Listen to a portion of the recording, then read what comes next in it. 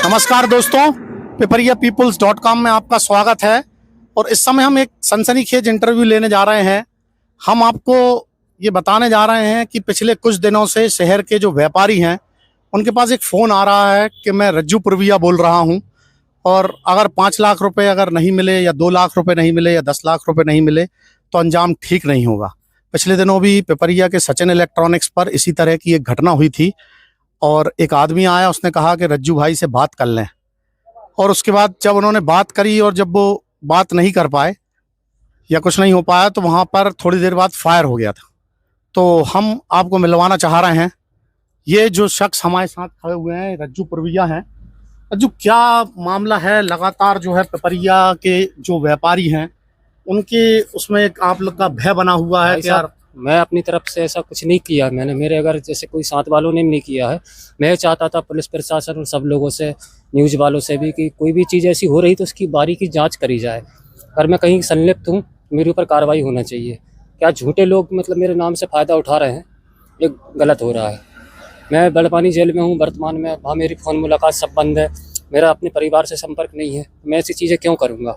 अभी मेरे भाई एक्सपायर हो गया है, तो ये सारी चीज़ें गलत हैं भाई साहब। थोड़ी जांच होना चाहिए हर चीज़ की। इसमें एक नन्नू महाराज के ढाबे पे भी गोली चली थी, उसमें भी तुम्हारा नाम आया था, तो उसका क्या मामला? उसका नन्नू महाराज के यहाँ उससे मेरा विवाद है, पैसों का कोई लेन देन नहीं था, उससे मेरा पुराना विवाद है। उस वजह से मैंने चलाई थी, उसको मैं स्वीकार कर रहा हूँ, पर उससे पैसे का लेन देन कुछ भी नहीं था। मतलब जो वो नरसिंह है उससे पैसे नहीं मांगे? नहीं, पैसे की बात गलत है। सिर्फ ये है कि मेरा उससे विवाद है, विवाद के कारण मैंने खुद स्वयं चलाई है। मैं इस बात को स्वीकार कर रहा हूँ। पर सचिन इलेक्ट्रिकल और अभी जो हुआ है इसमें मेरी कोई संलिप्तता मैंने कोई वो नहीं है। मेरे साथ जो लोगों को फंसाया है मेरे भाई है वो, पर उनका भी हाथ नहीं था उसमें। अच्छा, मतलब व्यापारी जो रहते हैं वह समय बड़े खौफ में है कि किसी का भी फोन आ जाता है कि रज्जू पुरविया बोल रहे हैं, तो ये आपका ही फिर इसमें नाम आता है? नहीं भाई साहब, किसी व्यापारी को खौफ में रहने की ज़रूरत नहीं है।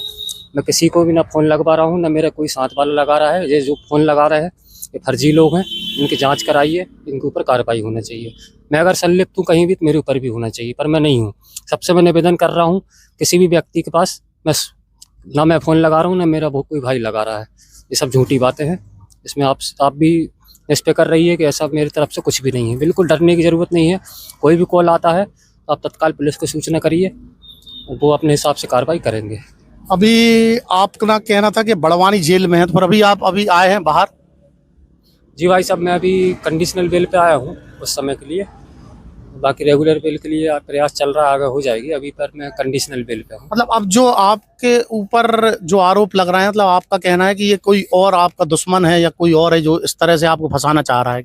नहीं भाई साहब, निराधार हैं पूरे आरोप में। ऐसा मेरा कुछ उसमें नहीं है। मैंने अपने परिवार से संपर्क नहीं हो पाता मेरा, तो कैसे मैं किसी से वो करूँगा? और मुझे ऐसी ज़रूरत भी नहीं है भाई साहब। मैं घर से सक्षम हूँ कि पैसे किसी से मांगूँ। ये सारी जो चीज़ें झूठी हैं। मेरे नाम से लोग कमाना चाह रहे हैं, और ये षड्यंत्र है कि मुझे लंबे समय तक जेल में रखें, ऐसे अपराध लगवा के झूठे। तो ऐसा कुछ भी नहीं है। बोलते हैं कि कॉन्फ्रेंस कॉल से जेल में जो आपके परिवार से कॉल करते हो, फिर वो लोग अगर व्यापारियों को कॉल कर देते हैं तब पैसे मांगते हैं। भाई साहब, अगर ऐसा है तो वो तो जांच में आ जाता है ना, कॉल डिटेल में सब आ जाता है। अगर मैंने करा है तो वो जांच में आ जाएगा। जांच होगी तो उसमें सारी चीज़ें आ जाएगी। ऐसा नहीं है, जेल में ऐसा नहीं चलता। 5 मिनट बात होती है जेल में। मेरी तो अभी काफ़ी समय से जेल में सेल में कैमरे की निगरानी में हूँ। मैं 24 घंटे बंद रहता हूँ, और मेरी कोई फ़ोन वगैरह मुलाकात वगैरह कुछ भी नहीं है। तो ये थे हमारे साथ में रज्जू पुरविया, जो बता रहे हैं कि ऐसा कुछ नहीं है, व्यापारियों किसी को डरने की ज़रूरत नहीं है, इनका खौफ दूसरे लोग फैला रहे हैं। नन्नू महाराज के ढाबे पे जो घटना हुई वो इनकी व्यक्तिगत रंजिश, इनका कहना है कि वो मेरी व्यक्तिगत रंजिश है, उसमें मैंने कहीं किसी से कोई पैसे नहीं मांगे हैं।